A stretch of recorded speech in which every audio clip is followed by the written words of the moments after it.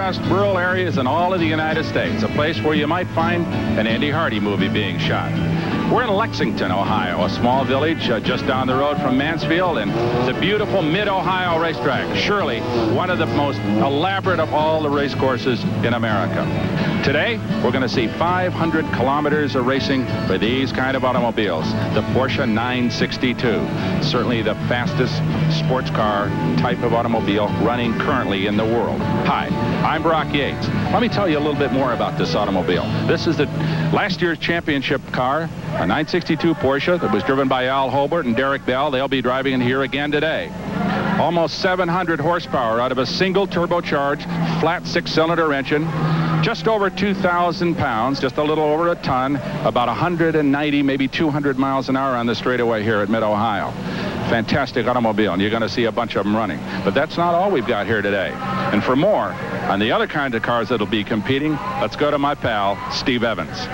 Thanks, Brock. Racing along with the GTP cars today will be their little brothers, the cars of IMSA's GT Light class. Now, they're identical in construction to the faster cars. In fact, Joe Vardy's 06 Alba was a GTP car last year.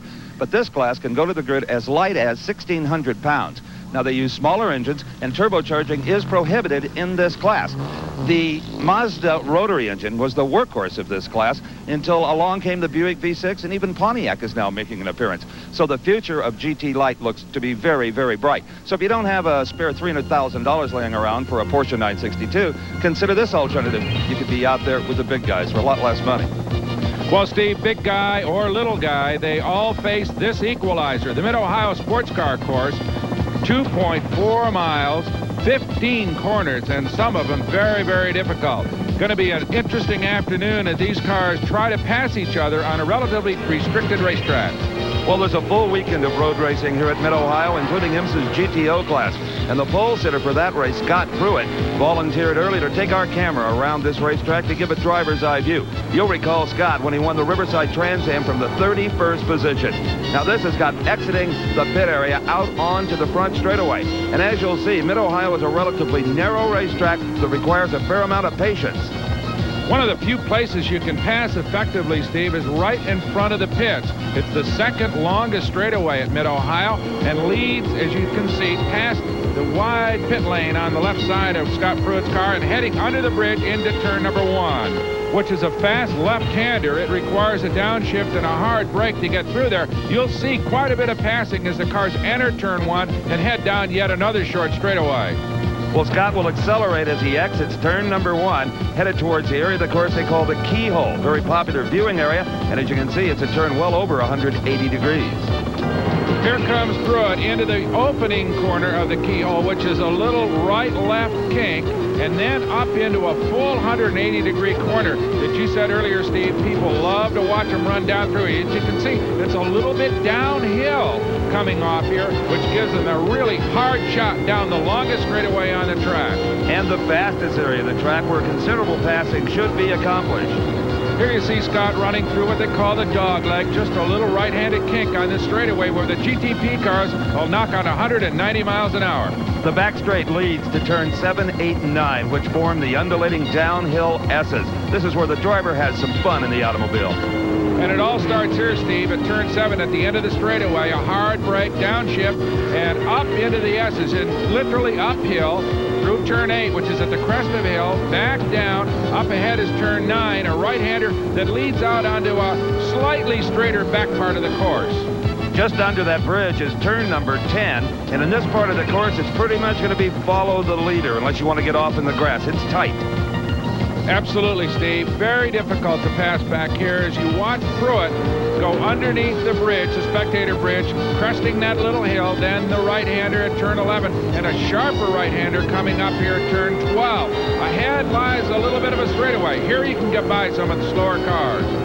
And Scott is pretty much flat out through turns 13 and 14, or the area of the course the drivers call the Chute. And that leads towards the other 180-degree turn on this circuit, the Carousel. Now that is strictly a follow the leader corner, Steve. You just can't pass anybody here effectively as we watch Scott set up for this hairpin. Here he goes, starting on the outside and then clipping the apex down inside that corner. And up ahead lies the pit lane on the left and a little left-hander out onto the front straight to finish the lap. And what a lap it was by Scott Pruitt and the Jack Roush Mustang. That was the quickest time ever accomplished by a GTO car around Mid-Ohio.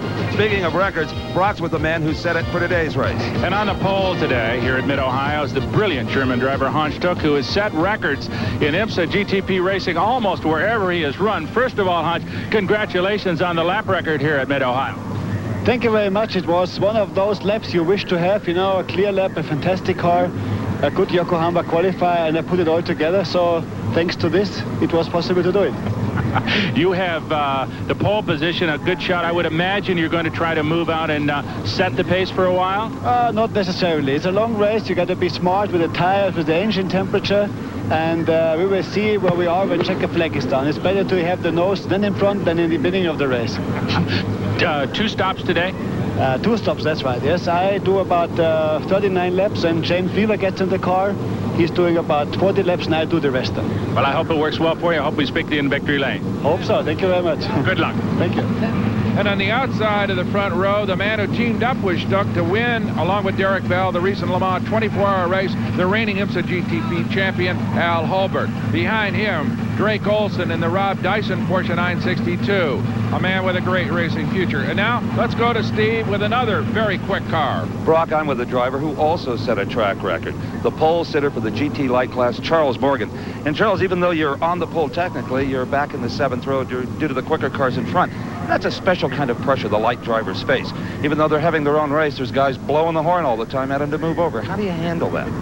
Well, in these cars, you really do have to watch your rearview mirror. You can be racing with another car in your category, and it's very difficult, but it's absolutely necessary to watch your rearview mirror at any time you attempt to pass, because one of the other cars may be coming up on you. Does that not get frustrating? Well, it's not frustrating. It's just something that you have to be careful of, and you've got to, your concentration's got to be in front of you as well as behind you at all times. The GTP drivers are talking about 2 pit stops. What about GT Light? 1 for us. I think some of the light cars may have 2, but we've got 1 planned. Must be getting good mileage. Yeah, we are. We've got the Buick fuel management system, which allows us to get excellent mileage. The second quickest qualifier in the GT Lights, Steve Durst and Mike Brockman in an English-built Taiga chassis with a Mazda power plant. Yet more variety. This is this Gordon Spice-driven car with a Pontiac 4-cylinder in it. His co-driver, Bob Earl. And qualified 4th, Brock, an old friend, Joe Vardy, who's been so successful in the Champion Spark Plug Series. He's still in there, but also now with a beautiful GT Light car. He is qualified 4th, and that is another Buick. Here's our in-car camera. We'll be riding today with Jochen Moss in the number 68 962 Porsche. He'll be co-driving with Darren Brassfield. Well, you know, Steve, every racetrack we go to has a little local tradition, and here you're looking at it at Mid-Ohio. That has started Jack Sweeney, who shows up for every race with an even wilder sport car. I don't know whether he buys those things in a haberdashery or in an upholstery shop. All he needs is a battery pack. You know, Brock, we've talked so much about the 962 Porsches, and for very good reason. The defending champion make and also the top 3 qualifiers here. But let's not forget, there's some other strong factory participation. The Group 44 Jaguars, a 2-car team. Also, the very fast turbocharged V6 GTP Corvette, driven by Cyril Vandemerve and Doc Bundy. That's a brand new car. They destroyed the early machine at Riverside, but had some success at Road Atlanta, where they won there. Well, also, Steve, we've got the very powerful Nissan V6 turbocharged car. That is showing some real strength with Elliott Forbes Robinson at the wheel. And also a turbocharged Buick V6 that Whitney Gans has run with a lot of authority over the past few races. What we don't have, Brock, are the Ford Probes. They've decided to withdraw from a couple of races, kind of regroup, and they're thinking about alternative power for that particular automobile, nor are the BMWs here. Right, they're back at the drawing board as well. So we're going to have, as the season progresses, 5 or 6 really powerful manufacturers participating in this kind of competition. But right now, it's going to be basically a Porsche versus Jaguar deal. We'll be back for the start. This special presentation of American Sports Cavalcade is being brought to you by B.F. Goodrich TA Radials, built for you to take on the road, and by Ford and your local Ford dealer, who invite you to see the 1986 Ford Cars and Trucks. Have you driven a Ford lately?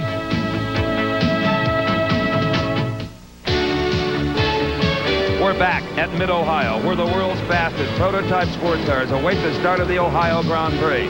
I'm Steve Evans along with Brock Yates, and that man is Jochen Mass of Monaco. On the inside of the fifth row, carrying our camera, he, like all of us, awaits a green flag.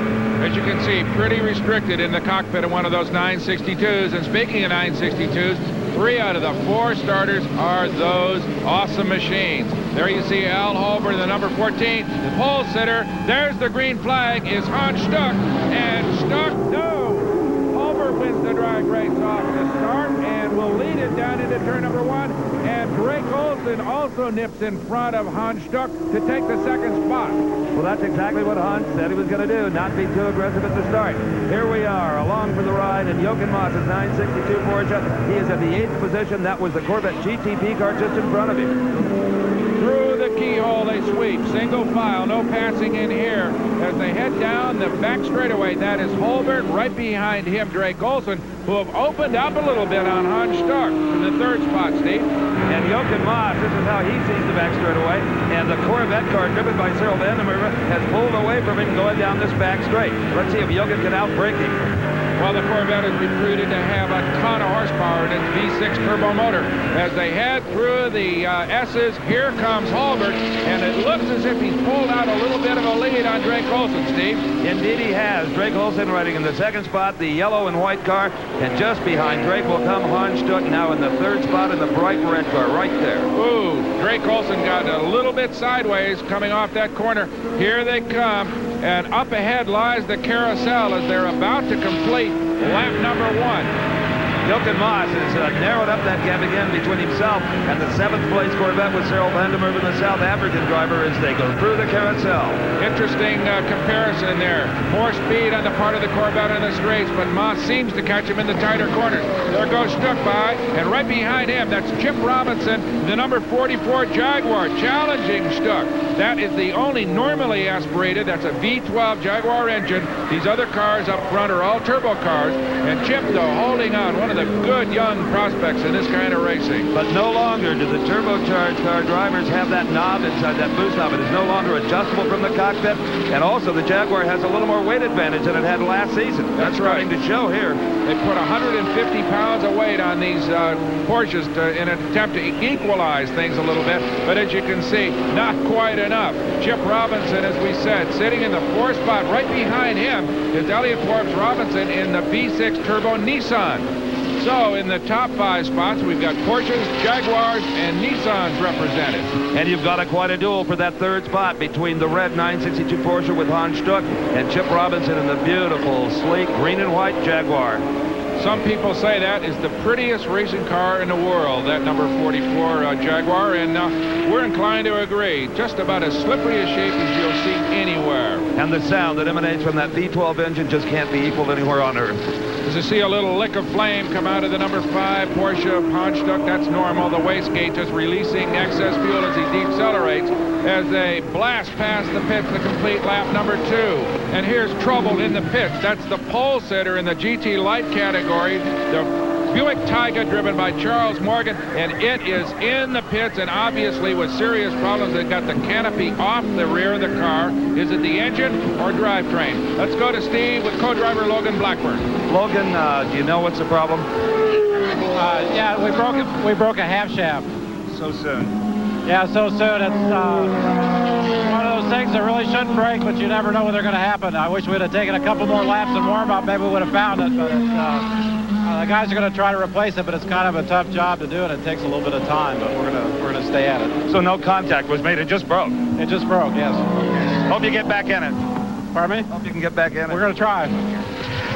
Well, they'll keep going. It's a long race, but their chances for victory are just about over. As we go back to that dice for 3rd place, Hans Stuck, as they sweep through the back part of the course, Steve, has opened up a little bit on Chip Robinson. And I don't think that's a big surprise, as aggressive as Hans Stuck can be. He said he didn't want to lead early. Well, right now, he'd like to get in front, I guarantee you. There's the Nissan car, the 83 car driven by Elliott Forbes Robinson. He is in the 5th spot.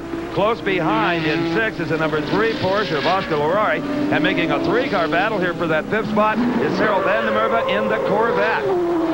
Oh, look at this, Steve. As we watch those 3 cars sweep past that, we got a glimpse of the number 5 car, Hans Stuck, which appeared to have been slowing down. We'll get a look at as we watch Elliott Forbes Robinson move out on Larari, and now Larari being challenged by Cyril Vandermeer. But look at this. Hans Stuck is stalled at the end of the front straightaway, just about under the bridge. Turnwork is running out to see if they can come to his aid, make sure that there's no problem. They see a little smoke coming from the car. I think that's just some oil smoke, but Hans has definitely stopped with a big problem. Here comes Vandermeer moving in on Larari. Larari, a transplant from the World Endurance Championship competition in Europe, over for his first season in IMSA. And as he got his hands full, as we watch Vandermeer drive by him in that Lola chassis V6 Chevrolet-powered Corvette. And now he's up in the pit spot, thanks really to the dropout, or at least the temporary slowdown of Hans Stuck. Well, Hans has got to be plenty frustrated, but we've got an awful good race on our hands as they head for the area of the course called the Chute.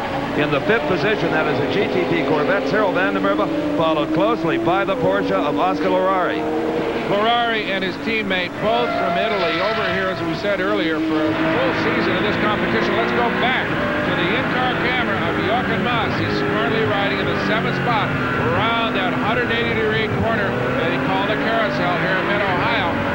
Look at the acceleration of these cars as they come off that slow corner, head down past the pit. And there is Hans Stuck, still parked at the entrance to turn number 1. He's got big problems. In fact, he is now out of the car, and he is just across from pit row. So car owner Bob Aiken can see fully what's going on here. Looks, Brock, like he is trying to fix something himself. Waves off to any help from the turn worker. Well, there's his crew on the other side of the racetrack, and they have to be frustrated because he's parked in a distance from it where they can't really get to him to help him a whole lot.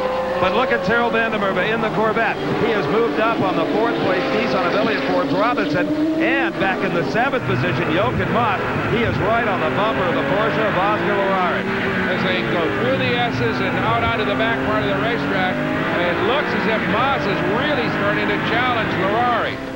Okay, here they come. Larari, and right behind him, Jochen Mass, heading out toward the Chute. And look at this, Larari all over the racetrack, getting sideways. And now Mass is going to try to get him as they head into the Chute. Look at this. Muscle past Larari and into the number 6 spot here at Mid-Ohio. Coming up the Carousel, and that is impossible for Larari to repass in this corner. Well, that was a beautiful pass by Jochen Mass. No contact made, but it was mighty close. Into the pits comes the 2nd place car, Drake Olson, and believe me, this is a totally unexpected and unwelcome pit stop for this young man. Winner of the Columbus 500 last year, one of the best, as we said earlier, and he is in deep trouble right now. The Rob Dyson crew pulling the rear canopy off that Porsche 962, and that could be nothing but big trouble. And you know, out front, Al Holbert has checked his mirrors. Drake Olson is not there. That's a break for Holbert for sure. This was one of the real strong contenders along with Hans Stuck. So 2 of the real front runners are now parked. And very early in the going as well, as we watch the race for the 8th spot. That is Bob Wallach leading the pack in his 962. Right behind him, Jim Busby. And now being challenged and passed by Brian Redmond in the 2nd Bob Tullius car. He teams up with Hurley Haywood. They had problems in qualifying. Didn't start well, but now beginning to make their move toward the front. And here, the Drake Olson pit work continues on that car. It looks, Brock, like they're buttoning it up. It may get back out on the racetrack in short order. That's the race for 3rd place in the Ohio Grand Prix here at Mid-Ohio. I'm Brock Yates along with Steve Evans. Elliott Forbes Robinson's Nissan being followed by the Vandermeer Corvette. And behind them, this picture, Jochen Mass in the Porsche 962. Al Holbert leads it. Chip Robinson in the Jaguar in 2nd. Elliott Forbes Robinson in the Nissan 3rd. In the GT Light division, after the retirement of the pole sitter Charles Morgan, Steve Durst now leads it. Joe Vardy has moved up into 2nd. Jim Downing with the Mazda-powered automobile now in 3rd. That's GT Light. This is the heavyweights here. Here comes Jochen Mass moving in on one of the slower GT Light automobiles. Traffic in the way. That's Forbes Robinson in the number 83 Nissan. Right behind him, Cyril Vandermeer. A good race as we watch those 2 automobiles on the back part of this racetrack, pretty evenly powered. And Steve, these 2 cars are reputed to have more just raw horsepower than the Porsches. Absolutely, and on paper anyway, the Corvette would appear to have a bit more than the Nissan. But I think Cyril Vandermeer right now is rationing that horsepower very carefully. In the pits, this was the 3rd place starter in the GT Light division, Englishman Gordon Spice. So now that means the number 1 and number 3 cars in the light division are on the sidelines, and they're headed for the garage with this particular car. But the big story, of course, in the early going has been the problems that affected Hans Stuck. He has given up on trying to repair that car himself. Brock's with him. I'm with Hans Stuck, who obviously is frustrated. You were parked over there. We saw you waving for help. Tried to get the car started and then stalled again. Was it electrical, Hans? Yes, obviously a little cable is broken in the Motronic box, and I put it together, but I can't fix it. I need to glue it or something. But I cannot do it on the track, unfortunately. I'm very disappointed, you know. We are as well. We're very sorry you're out so soon. Next time.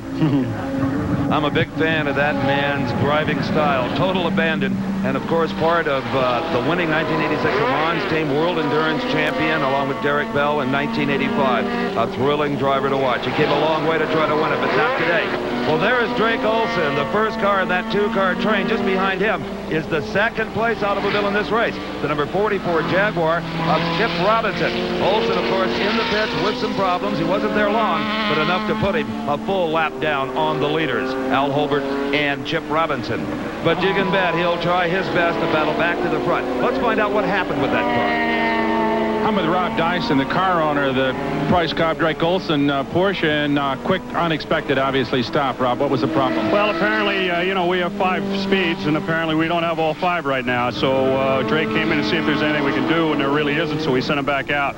It's not a linkage problem. It's in the gearbox directly? No, we're not sure. We just didn't have time to figure it out. We're going to figure it out and see if we can do anything about it. Which gear has he lost? We think it's second. That shouldn't hurt him too badly here, should it? No, we're just hopeful that he can keep up the pace. You know, it's going to be a blistering long race, so we're not out of it yet. Okay, good. Well, we hope not. Thanks. So only Drake knows for sure how many gears he has left. Let's hope at least he's got 3rd, 4th, and 5th. That'd be the most important here in a big course like Mid-Ohio. We got a good battle shaping up for the lead in the GT Light division. Number 09, Steve Durst, is being chased now by Joe Vardy in the Buick-powered 06 car. So we've got a Mazda leading it, but a Buick-powered automobile. Remember, those are non-turbocharged Buicks. And there's Durst now being hounded by the faster Corvette of Cyril Vandenberg. Naturally, these automobiles are really not competing against each other, and Steve moves out of the way to let the faster, bigger automobile by. So as we heard Charlie Morgan say earlier, Steve, these guys really have to be careful, or otherwise they're getting in the way of the faster automobiles and hold somebody up, or perhaps cause some problems in a corner. And closing fast on Durst is Jochen Moss in the much faster 962 Porsche. As Charles Morgan said earlier, what you've really got to do with the light car is if you move over to pass, you've got to check your window and make sure a GTP car is not trying to come by. So there they go, around the back part of the racetrack as Moss moves in just inexorably on the Durst car. You can see the differentials in speed as they head toward the chute, and here goes Jochen Moss just blast by that slower automobile. A difference of 300 plus horsepower or more in those cars, so not much contest there. Steve Durst, though, still holds on, doing a very good job staying out front in the GT Light division, and that is the important race for him today. And there's our leader, number 14, Al Holbert, and up ahead of him is Brian Redman in the 04 car. Al Holbert, if he gets by Redman, will put him a lap down. Redman is currently traveling in the 10th position. Al Holbert told me earlier that after Le Mans just a week ago, when he got out of that 962 Porsche, he said he'd never driven a race car. After 24 hours, it was still as fresh as the moment they started it before the race. And, of course, much of the credit for that reliability has got to go to the famed Porsche engine. Brock had a look at one earlier. If you were looking for the heart of an IMSA GTP car, this would be it. This is the Porsche 962 engine that, of course, has powered more victorious race cars in this kind of competition than any other. It's a pretty basic engine, and it might be very reminiscent to Porsche enthusiasts of the Porsche 911 sports car engine that was created way back in the early 1960s. It's a 6-cylinder, flat 6, air-cooled, not water-cooled, 2 valves per cylinder, 3.2 liters, that's a little bit over 183 cubic inches, turbocharged and intercooled. The turbocharger and the intercooler fit on this intake manifold. Fuel injected, develops about 700 horsepower in race trim. Extremely reliable engine, an engine that just cannot be beaten over the long distance races, as has been proven both here and in Europe. A terrific engine, an engine that you'll find in any kind of big-time competition as we have here at Mid-Ohio. Well, Brock, one of those Porsches, the number 67 car driven by Jim Busby, is in the pits for what would appear to be an early pit stop. Let's see what's going on here. He may have had a tire going down. Yes, there's rubber being put on the car. Jim Busby from Newport Beach, California, however, is going to stay in, taking on tires and fuel. His co-driver, John Morton, will not be aboard when that car leaves the pits. It'll still be Busby, which would lead you to believe this came just a little bit early. So Jim Busby will hopefully get back underway, still in the 9th spot. Here is the race for 7th place. That is the American driver, Whitney Gans, in the Buick-powered automobile. And right behind him, European expert Bob Wallach in another Porsche 962. Now, these two guys are interesting contrast, Steve. Whitney coming up through the sports car ranks in the United States. Wallach, one of the ranking drivers in endurance competition in Europe. And I'll tell you, that turbo Buick can match horsepower with a Porsche, but unfortunately, not the reliability you talked about earlier. That's been their problem, breaking down in the early going. But the always aggressive Whitney Gans from Laguna Niguel, California, put that car on the pole earlier this year at Road Atlanta. Well, there goes Whitney by the pits for completing yet another lap, but frustrated in the pits remains Jim Busby, and they've taken the nose cone off that Porsche 962. Repairs still underway here, a long stop for him. Well, one of Busby's problems may have been a loose door as the crewman tapes it up. We'll be back with more. They're hard at it here at Mid-Ohio. That is Brian Redmond in the 04 Jaguar. He is 10th. Right behind him, the leader, Al Holbert. And behind him, Drake Olson, who is in 11th place, but a lap down. Now, remember, Holbert has been trying to get by Brian Redmond for a while now and hasn't quite been able to make it stick. Redmond started back in the pack, but has been holding on, driving very aggressively. Of course, one of the best of the drivers in the whole world. And he's a short. Oh, look at this. Into the S's, and it looks like a little piece of bodywork came off that car, Steve. But a very minor little jaunt as Al Holbert continues to try to get around Redmond. There are 10 cars on the lead lap. There will only be 9 if Holbert can get around the Jaguar. Well, notice in front of Brian Redmond is Charlie Morgan back out there. They repaired the half shaft in that GT Light car. As there goes Brian Redmond by Morgan, still holding off Al Holbert, and right behind them, of course, Drake Olson. But you know, Brian Redmond has started, as we said earlier, had problems in qualifying, but now is running on the exact same pace as the leader. Indeed, and Brian Redmond walks kind of a tightrope in his life, Brock. He manages a Porsche dealership in Jacksonville, Florida, and drives for Team Jaguar. Well, he's given up all of his Porsche loyalties right now because he is driving as hard as he can to stay ahead of the leader, Al Holbert, who will, of course, put him a lap down if he gets by. So there's added incentive for Brian to stay in front of him. But Brian's teammate, Chip Robinson, is running in the 2nd position, and there you can see the interval between he and the leader. It's considerable. So here they come. That is Redmond, the Holbert right behind him, and now moving by down the long back straightaway is Al Holbert. So unfortunately, Brian Redmond falls a lap down, as does Drake Olson in that number 16 car. So those two guys back there in 10th and 11th spot have been put 1 full lap down by the leader. And here is the battle for the 3rd spot. The blue and red car just sweeping through that right-hander. That is Elliot Forbes Robinson in the turbo Nissan. Just behind him is Cyril Van der Merwe in the powerful Corvette. That's the best race on the track right now. These two guys have been together all day long. Turbocharged, production-based V6 engines in both these automobiles. One of March, one, and Lola in the Lola Corvette of Cyril Van der Merwe moves by at the end of the straightaway and through the S's to jump up ahead in the 3rd spot ahead of the Elliot Forbes Robinson Nissan. Boy, a nice move by the talented South African, and they are getting ready to pit that car, owned by Rick Hendricks.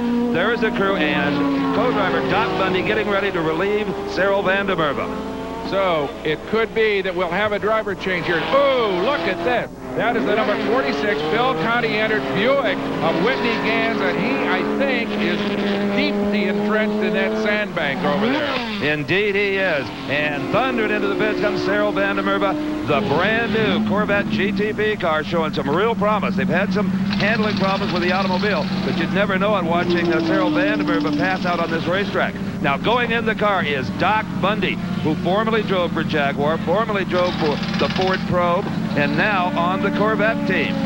A lot of people wonder why they make driver changes in these cars, and I'll tell you exactly why. They're very restricted. They're very hot. They are very difficult to drive because of the high cornering loads they put on the driver. Extremely fatiguing. I watched Doc Bundy suit up, Brock, and he is wearing a cool suit. It's more like a vest that's worn under the driver's suit, and also he's wearing what looks like a shower cap under his helmet, but actually there is cooling running through that. So Bundy well prepared for today's heat. Now there is the leader going by the Corvette, and Drake Olson still trying to unlap himself. So that's Holbert, Drake Olson, and Doc Bundy back out on the racetrack. If Drake Olson can get around, he will stay in the 11th spot, but at least be on the same lap. Well, that's a big incentive because if there are further pit stops, or if Holbert, of course, will have to come in and change drivers.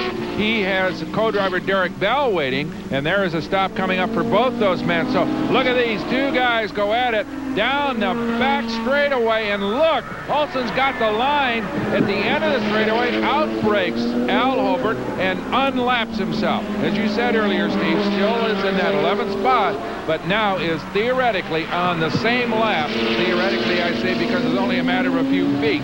Well, Olson has a chance to make up for some lost time as the leaders are going to start coming in. Here is the 4th place runner, Elliott Forbes Robinson of the Nissan car. Ludwig Heimrath Jr. will relieve him.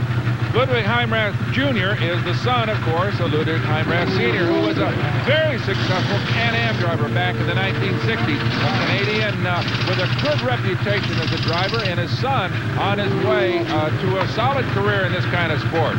That's right. You can bet the Nissan team looked hard and wide for talented drivers, and they've picked 2 of the best. Elliott Forbes Robinson, much more the veteran than young Ludwig, but we'll see how he does as Elliott gets out, waves on the crew, says, come on, let's get him moving here. So Ludwig Heimrath Jr. gets underway, kind of faltering a little bit, but now underway and moving. Okay, Steve Evans is with the man he just relieved, Elliott Forbes Robinson. Elliott, quite a good race you were having with Van der Merwe in the Corvette. Well, it was. It seemed like I had a little more power down the straight than he did. And our car wasn't handling quite as well. I wasn't trying to hold him up, but it was a good race, and I hope it goes all the way to the end like that. But so far, the Nissan in good shape. Oh, the Nissan's running absolutely perfect. I couldn't ask any more from the engine, I'll tell you that. Any instruction to Ludwig when he climbed in? No, I told him the car was just like it was when we practiced, and it's ready to go. Hope he brings it back like that. I hope so. Thank you very much. This is the Bruce Levin-entered car being driven by now by Puello Barilla from Italy. He just relieved Bob Wallach, and he is back underway after a very quick pit stop. So a real flurry of pit activity, and you know out there Drake Olson is continuing to make up for the time he lost earlier. Here is the 44 Jaguar, still in the 2nd spot, coming down off the air jacks with team owner Bob Tullius now at the wheel. Tullius, one of the veterans, been at it for over 20 years and has the best shot this year with his beautiful pair of cars. And here comes the leader, Steve. This is Al Holbert and the crack crew from Pennsylvania going to work. Derek Bell, the Englishman. Talk about experience. That man has won Le Mans 3 times and is the reigning world endurance champion along with Hans Stuck. So the pit work going flawlessly there. Fuel still being pumped aboard. The tire work has just about been completed. A good stop so far, Brock. Right, Steve. That car will come down off its air jacks, and Derek Bell will get underway, presumably to maintain the lead that Al Holbert established literally from the starting gun. Yes, he will go back out the leader. An excellent stop by Holbert and crew. And in the meantime, the Jochen Mass number 68 Porsche is pitted. Darren Brassfield is behind the wheel of that automobile. And all that has done this for Drake Olson and Price Cobb. They are now up in the 3rd spot. Now in the GT Light division, they have not pitted yet. Remember, they can go a greater distance with those smaller engines. Steve Durst continues to lead there. This car is leading the GT Light category here in the Ohio Grand Prix, being driven by Steve Durst and Mike Brockman. This Mazda-powered English-built Taiga has held the lead almost from the start, Steve Evans, when the pole-sitter Charlie Morgan dropped out very early in the going. Back in the 2nd spot in this GT Light category, the race within a race, is Joe Vardy. There's Joe right there in the Buick-powered 06 car. But he has been unable to make up any ground at all on the leader, Durst. I wonder if Vardy's engine is performing as it was in qualifying and practice. Maybe not. Well, it's hard to say. Joe, you know, whatever it's doing is he's trying as hard as he can.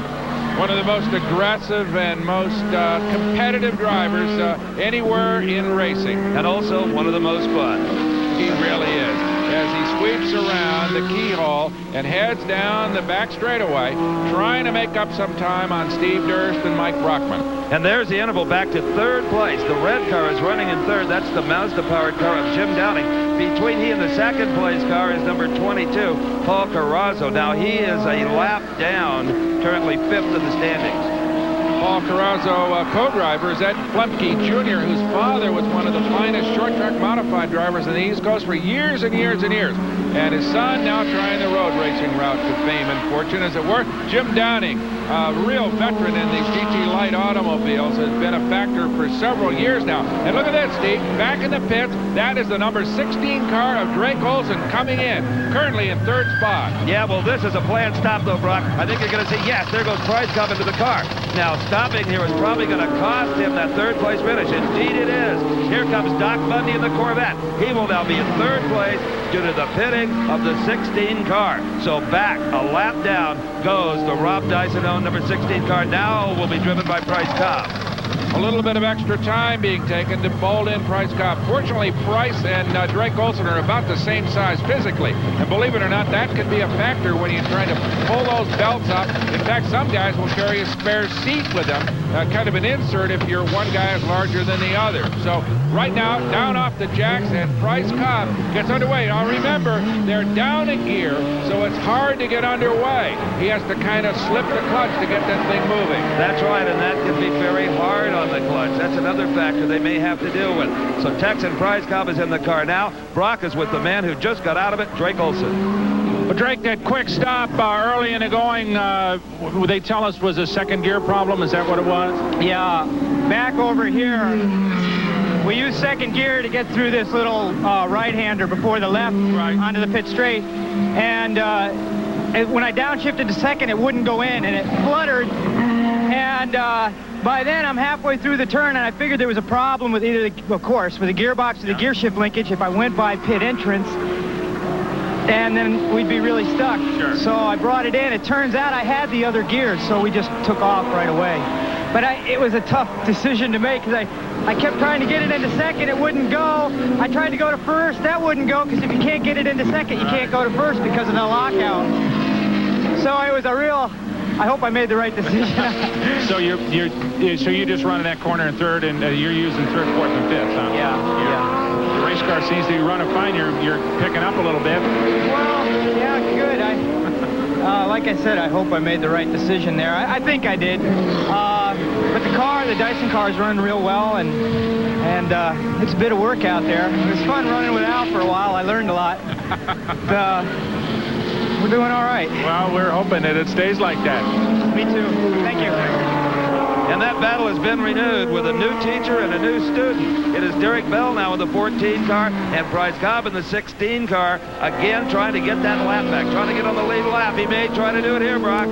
Oh, here comes Bell. Look at this. Price Cobb goes by on the inside. That's Howard Katz in the Ferrari-powered GT Light car that got in the way a little bit of Derek Bell, and only a wink of an opportunity there for Price Cobb, and he took it.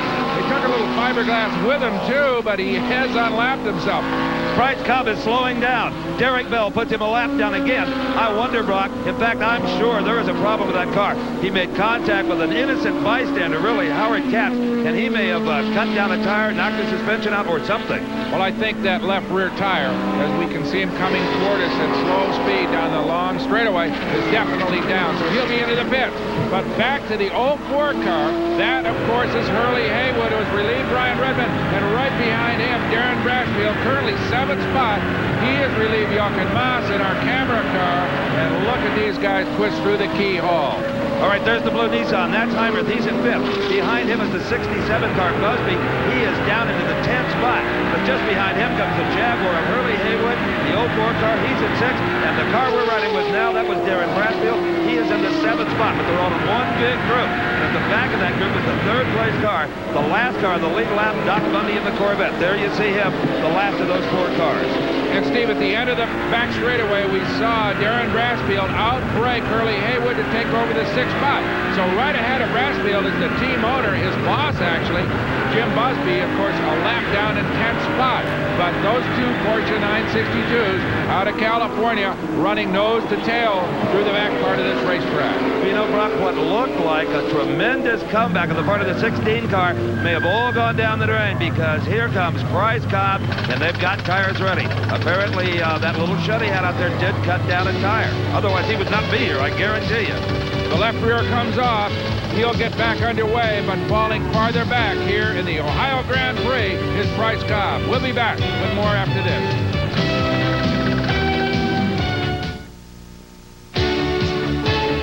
The team of Derek Bell and Al Holbert continue to lead the Ohio Grand Prix in the 14 Porsche. Bob Julius now with the 44 Jaguar in second. Doc Bundy in the Corvette in third. Nothing's changed among the GT light cars except the drivers. It is Mike Brockman now in the lead in the 09 car. Bill Adam in the second spot. John Bafucci in third. And here's the race for fifth spot. The Nissan, number 83, being driven by Ludwig Heimrach Jr. Behind him, Darren Brassfield in the 68 Porsche. But gathering them up in big fashion down the back straight is the number 52 Corvette being driven by Doc Bundy. Remember now, Doc Bundy is in third place on the lead lap. This exclusive view from inside car number 68 with Darren Brassfield at the wheel is being brought to you by B.F. Goodrich. We take on the road. And now it looks like Darren Brassfield is going to take on Doc Bundy, the Corvette driver who just passed him. So we see Heimrach in the blue car. He's in the fifth spot. Then the third place car, the Corvette of Bundy. And in the sixth place is Darren Brassfield. He's trying as hard as he can here.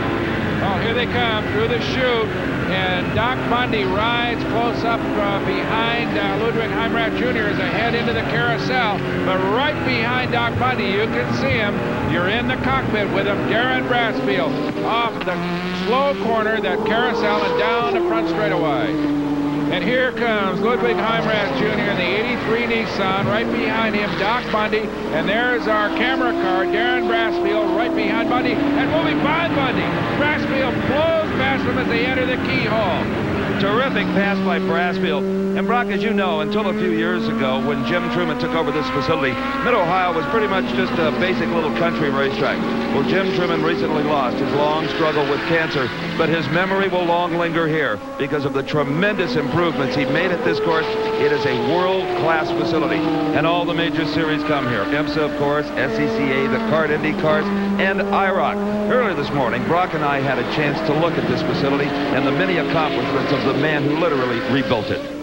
For years, Mid-Ohio has been known as one of the most beautiful racetracks in North America, but that was long before Jim Truman got here. It was pretty then. Now it's just flat awe-inspiring. He's done enormous amounts of work all over the area. Brand new pit area, new garage area, just beautifully done, everything paved, beautiful access, terrific looking garages. But believe me, that's not all there is to the garages. A lot of surprises in store here. Right, Steve? Brock, these garages do look pretty typical until you come around to the back side. They've engineered a mezzanine level here. Now, you look over here, and you've got a perfect view of the working pits in the front straightaway. But, aha, look this way, and you have a bird's eye view of your favorite heroes working on their racing machines. No hecklers allowed. But, you know, this is not the only interesting piece of architecture here at Mid-Ohio. Well, Steve, right behind the pits, we got this little lake, and on the far shore over there, this brand new timing and scoring building. Now, it is one of the most elaborate on all of American racing. Got some hospitality suites up on top, and then a couple of stories for the timers and scorers, and a beautiful facility inside for the press, all reachable by an elevator. One nice structure, but believe it or not the highest one here at Mid-Ohio. Brock, there are a lot of amenities here at Mid-Ohio, but the management also understands that information to the race fan is as important as pleasant surroundings. That's why they've invested six figures in this electronic, high-tech, three-sided scoreboard you can see from virtually everywhere. Not only does it tell the fans and us what's going on the track, but also it can spell out the location of facilities and upcoming race dates and any other pertinent information. Well, how nice. Thank you. We're pleased to be here. We sure are. Let's hope he come back real soon. But right now, back to Darren Brassfield behind the wheel of that 68 Porsche, struggling to get by Ludwig Heimrach Jr. and move up to this spot. But remember, Steve, he's got a man named Bundy sitting right on his rear bumper. That's right, and Bundy is now going to try to pass. Now, imagine how frustrated Bundy is. Of these four cars, he's the only one on the lead lap. He tries on the outside. Now, he just tags Brassfield. pushes him out of the way. Bundy is trying to chase down that second-place Jaguar, and he couldn't do it with Brassfield in front of him. That was a very dangerous move. That is about the fastest place on this racetrack as they brake very hard at the end of that 180, 190 mile an hour straightaway and take that right-hander into the S's. He could have put Darren Brassfield into the fence very easily. A good recovery by Brassfield, who was out of shape, really seriously out of shape for a couple of seconds. Well, Bundy just streaks away because Brassfield is now slowing. In fact, here is Hurley Haywood in the 04 Jaguar. He has closed right up on the back of Brassfield for that 6th position. There may have been some damage incurred in that collision with Doc Bundy. Very possible, Steve. As we watch Brassfield come into the pits, there is no question about that now. Darren Brassfield, the victim of that little encounter with Doc Bundy at the end of the back straightaway, and we watch that 68 Porsche come to a quick halt. You got to guess it's tires or perhaps some problem in the rear end. Yes, they're waving to get him back underway after the fuel goes on board, so they haven't had a major problem. Just a check on the part of this driver to make sure that he did not incur serious damage. So Darren Brassfield back into the hunt here at Mid-Ohio as the Ohio Grand Prix continues. And Brock, I think if you talk to Darren Brassfield and Doc Bundy, you'd get two totally different stories about that little incident. But it doesn't matter whose fault it was. It certainly has ruined the day for the 68 car.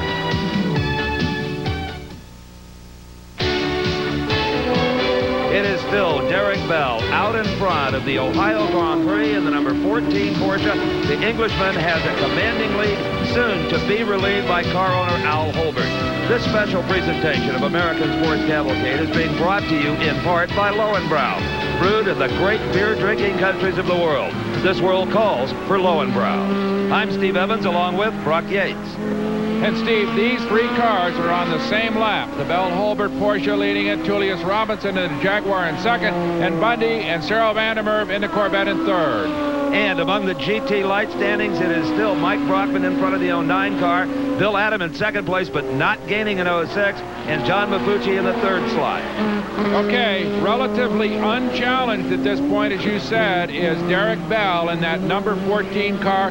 That, of course, is defending, as it were, its championship in IMSA. It's a new car, but these 2 guys, Al Holbert and Derek Bell, won the championship here with a similar automobile last year and look like they may be on their way to certainly trying their best to defend the championship. If it was all stacked on this race, it looked like it'd be a shoe-in. Now here goes the leader in GTP around the leader in GT Light. That is Derek Bell just passing cleanly Mike Brockman. Remember that Brockman took over for Steve Durst early in the going. And back to the pit area, that is the 68 Jim Busby-owned Porsche 962. Darren Brassfield up. And remember, Steve, he had that problem with Doc Bundy at the end of the long straightaway. Indeed, Brock, and I wonder if they're still not recovering from whatever damage was incurred there. This is the second time the 68 car has visited the pits since Doc Bundy kind of punted him out of the way trying to chase down the second-place Jaguar. In fact, let's take a look at a replay from inside Darren Brassfield's car. Let's see how hard that impact was. He's cruising along here, and all of a sudden, from behind, he'll get tagged by Bundy and knocked right out of the way. This is 5th gear, hard on the brakes. Look at it. Look at him. Just saw at that wheel to try to save that. There you see Bundy slide by the inside. But Darren Brassfield had his hands full for a couple of seconds. Well, Bundy's driving shift may be about over because this is the pits of car number 52. That is Cyril Vandermerve getting ready to go back in the machine. You see the cool suit, that blue vest.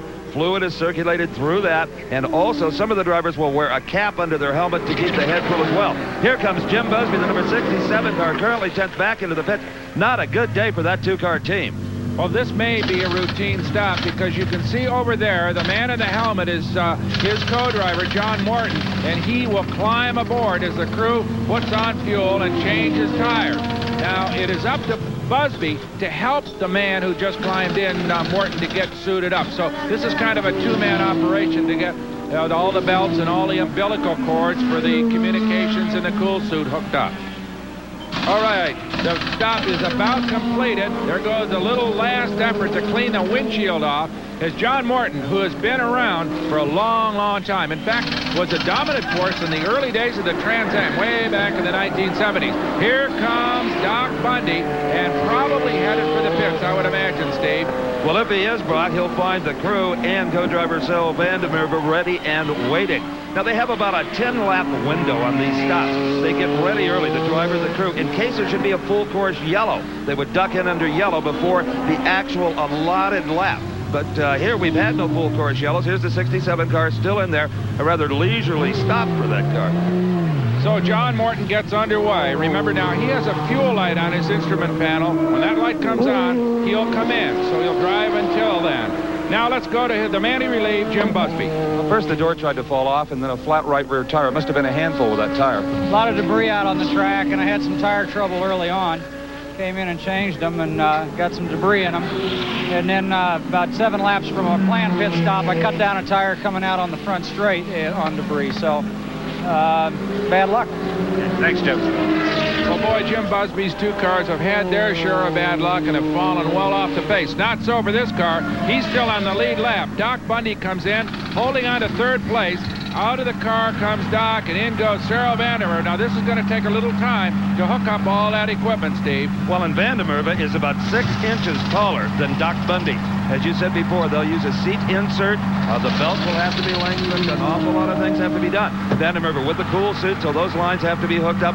Also, the wires to the radio. But they did it very quickly. They sure did, as Doc Bundy signals something and telling him, oh, knocks on the windshield and says, let's go.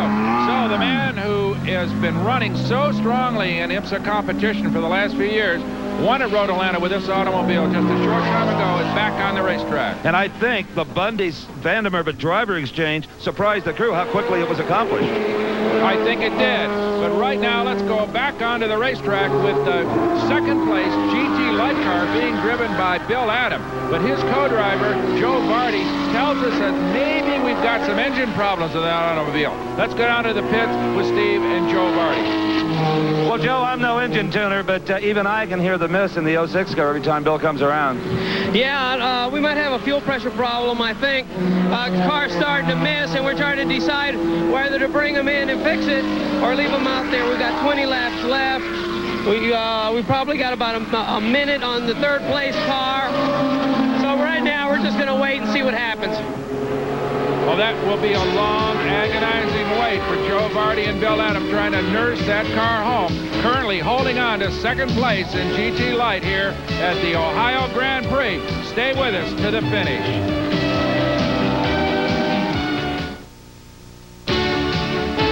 Well, here's a man who's itching to take the wheel again. Al Holbert looking to make it 3 consecutive IMSA victories at Mid-Ohio. I'm Steve Evans along with Brock Yates. And, of course, Brock, there's the car he's waiting for. His teammate Derek Bell may soon be bringing in the race-leading number 14 Porsche. Well, here he comes down pit lane, and there will, no doubt about it, be a driver change and one of their patented very quick pit stops. This crew, as you said earlier, is one of the very best. And, of course, these 2 drivers, perhaps the dominant force in worldwide endurance racing right now. Absolutely, and that relationship began here a few years ago at Mid-Ohio. The first time they ever drove together was here.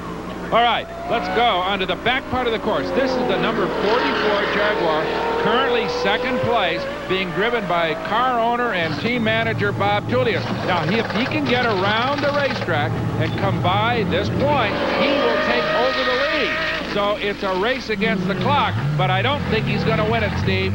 What a stop by the Al Holbert crew. Just incredible. Fuel, tires, driver exchange in a very few seconds. Here comes Bob Tullius, and out goes Al Holbert.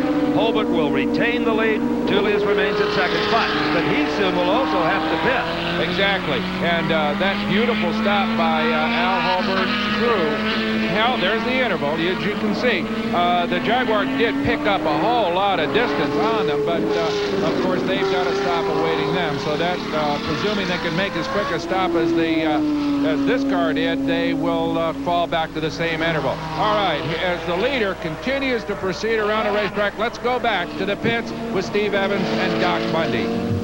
How's the weather, Doc? Oh, it's beautiful.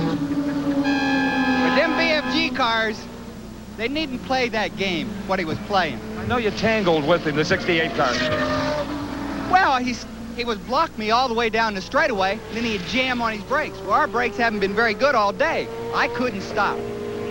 So I got rid of him the next best way. Just punted him out. Well, I didn't mean to hit him, but when he stopped in front of me, I had no choice. Well, all in all, though, this has been a very encouraging weekend for the Rick Hendricks team with the new car handling well. Well, I think I could have caught and got into second place if those guys wouldn't have played games out there. You just get a quick brake job. You're right. You're right. Everything's going great. I'll tell you, you're ready to strike if there's problems with either one of the leaders. We'll get back in this game yet. You watch. Well, Darren Brasfield may demand equal time. Let's go to Brock with Derek Bell, who did such a fine job in the 14 car. Well, you took on fresh rubber, and he'll carry it on to the finish, but no real problems other than just the heat and the racetrack itself. Yeah, the track is in good nick, actually. It's in very good condition. It didn't break up the way they thought. And the car is perfect to the moment, so we'll keep like that. So will we. Thanks. It's a warm day, and for Derek Bell, a little shower of ice water out of the cooler. And also standing by, ready to get into his car, is Chip Robinson. Bob Tullius has the number 44 Jaguar in the second position, and Brock, here he comes. He sure does. Plus the fact that Hurley Haywood has gotten the old 4 car up into the 4 spot, so there are a pair of Jaguars in the top 5. And here's the 52 car, the Lola Corvette of Doc Bundy and Cyril Vandermeer. Remember, earlier in the season, Steve, and last year, this car had reliability problems. That seems to be past them. That's right. It was not so much the engine as it was chassis components and driveline and that sort of thing. Well, here's the 44 car, Chip Robinson, a fresh, young driver. He was third here a year ago at this very same race. He'd like to at least duplicate that finish if he can. He screams out of the pits, the V12 Jaguar. Nothing else sounds like it. His stop was not quite as quick as Al Holbert's, but quick enough to keep him in that second position. So Al Holbert continues to lead, followed by the Jaguar and Chip Robinson. Brock is down to the pits with Bob Tullius. Well, I'm with the boss, Bob Tullius. Got a couple of them sitting in the top 5, and got to be a good afternoon for you. Bob, a little hot. Everybody's got that problem, though. Well, the cars are running very cool, and drivers are using the cool hats. So I was very comfortable. I'm an old farmer, and the heat doesn't bother me a whole lot. The cars are really going very well. The new cylinder heads and the new horsepower and a little development work we've been able to do. Now we got some parts. Has helped a lot.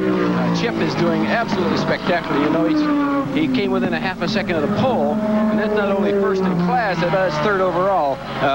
First in class meaning normally aspirated. The pit stops have been very good. We were out in 22, and we won the pit stop competition this morning.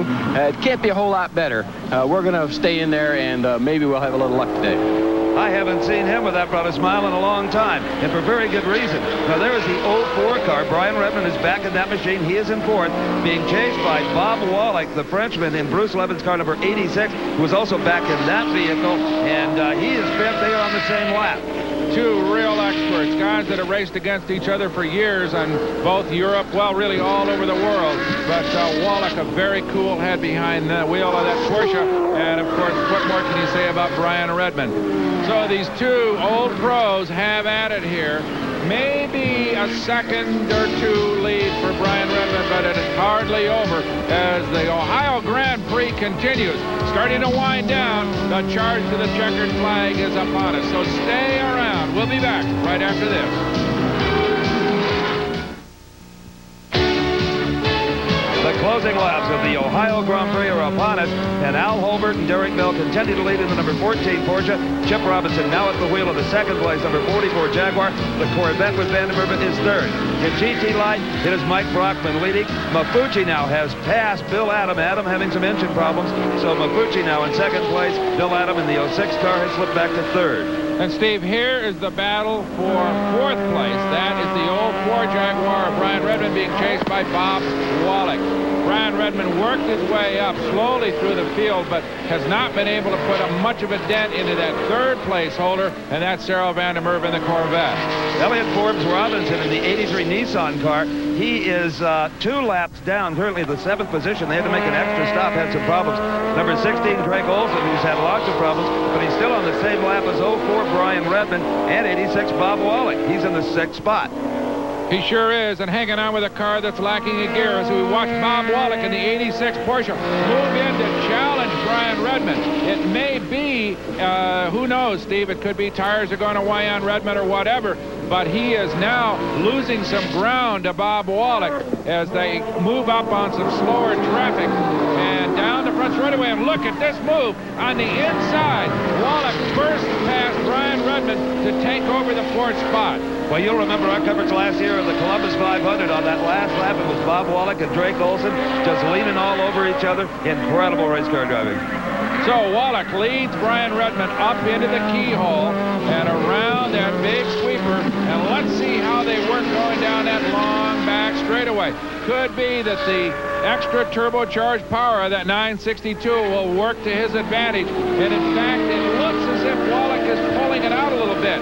But here they go through the dogleg. Now a hard break to get ready for that right-hander, and Brian Redmond moves right back in on Wallach. Could be that the Jaguar works a little bit better in the tight spots. Yes, up over that hill in the S's, and Redmond is right behind Bob Wallach. And also, Brock, let's remember the normally aspirated motor has much better throttle response out of those turns. Absolutely, as Wallach and Redmond battle it out. This is the race of the afternoon in the final closing laps down the chute. Redmond just a few car lengths behind Bob Wallach. This position was reversed for quite a few laps until Wallach made that charge down the front straightaway to take over the 4th spot. Here they come into that very slow carousel corner leading on to the front straightaway. Nose to tail, a little bobble by Wallach.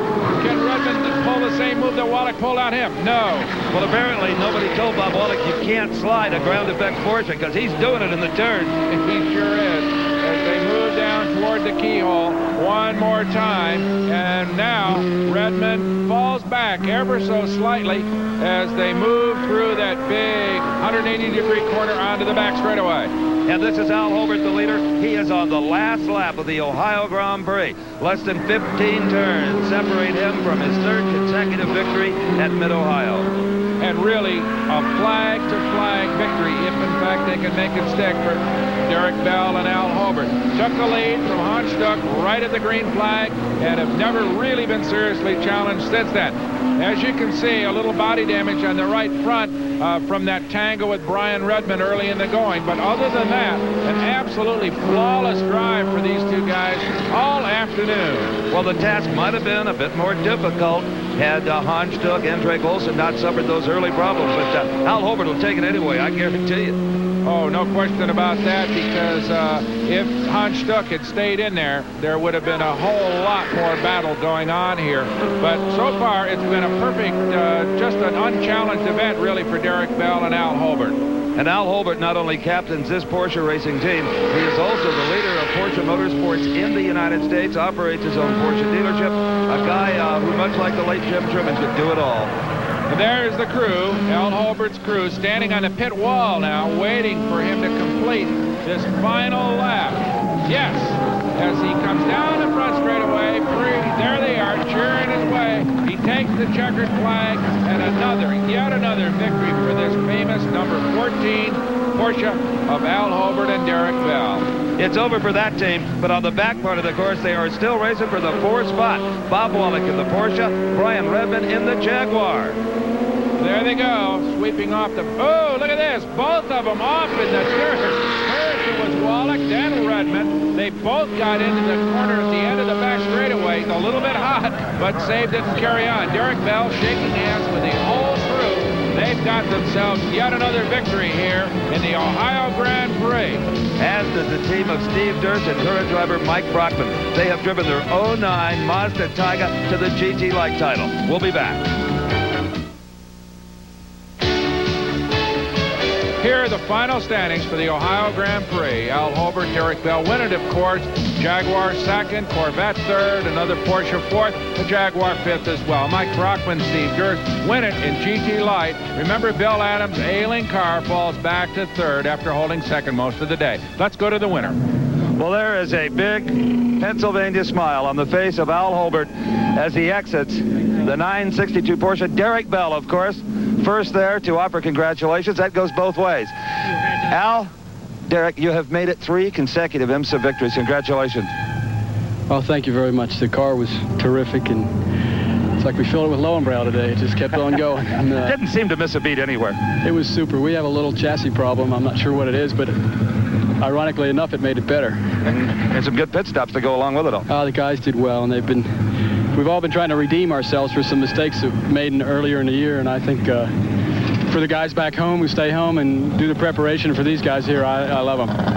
And Derek, this race has very special significance for you. It's really the first time a few years ago that you teamed up with Al. You won here for the first time. Right, yes, no, it's very... Actually, we didn't win here 3 years ago, actually. We came second, but you're not far off.